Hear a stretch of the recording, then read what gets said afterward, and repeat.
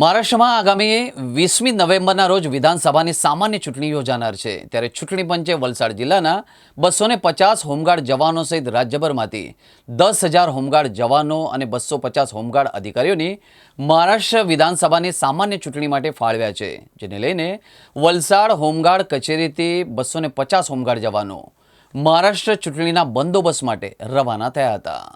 મહારાષ્ટ્રમાં આગામી 20 નવેમ્બરના રોજ વિધાનસભાની સામાન્ય ચૂંટણી યોજાનાર છે। મહારાષ્ટ્રમાં વિધાનસભાની ચૂંટણી જીતવા તમામ પક્ષ એડીથી ચોટીનું જોર લગાવી રહ્યા છે।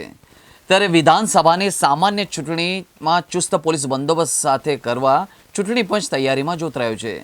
ચૂંટણી પંચે વલસાડ જિલ્લાના 250 હોમગાર્ડ જવાનો સહિત રાજ્યભરમાંથી 10,000 હોમગાર્ડ જવાનો અને 250 હોમગાર્ડ અધિકારીઓની મહારાષ્ટ્ર વિધાનસભાની સામાન્ય ચૂંટણી માટે ફાળવ્યા છે, જેને લઈને વલસાડ હોમગાર્ડ કચેરીએથી જિલ્લાના 250 હોમગાર્ડ જવાનો મહારાષ્ટ્ર ચૂંટણીના બંદોબસ્ત માટે રવાના થયા હતા।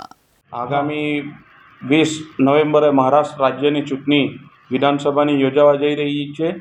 તેમાં ગુજરાતમાંથી 10,000 જેટલા હોમગાર્ડ જવાનો પોતાની ફરજ બજાવવા જઈ રહ્યા છે। તેના સાથે 200 અધિકારીઓ બી પોતાની ફરજ બજાવશે।